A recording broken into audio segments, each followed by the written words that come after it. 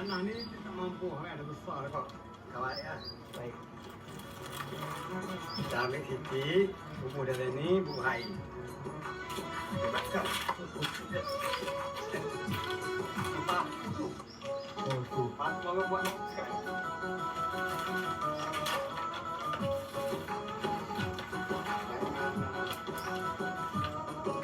Mari.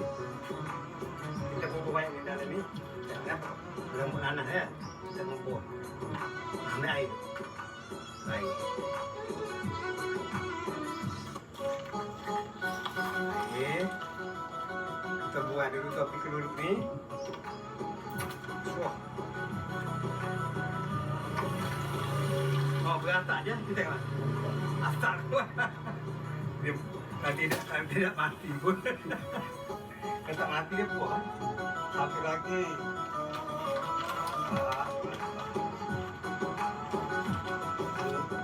Kita pun tak tahu orang buat buah tu dia tu apa kan. Nah, kita kita buka baik. 1, 2, 3. Dua air. Tentang asak ya. Nah. Asak bawah je. Oh, beli ni apa air beli ni? Buat. Aduh. Ya. Untuk tanah ni. Untuk tanah yang besar lah. Tapi dia tak mahu berbunga, tak buah kan.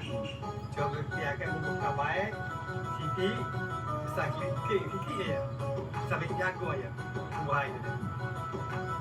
Video ni kita simpan. Sehingga dia puas besok kita buat video lagi. Video ni kita simpan.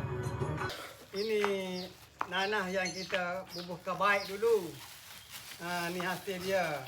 Dulu dia tak buah, kita bubuhkan baik.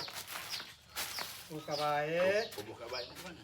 Bubuh aku curi ya, dah ada dalam video ni. Dia bubuh dalam pucuk dia. Pucuk dia ada tuah air beragak berasap. Jadi juga buahnya. Tengok merah ni ha. Comel. Bismillahirrahmanirrahim. Luar dulu. Apa? Pegang. Oh. Apa? Masya-Allah. Hati-hati. Ini tanya kita. Kita nak apa? Baik. Oh, comel.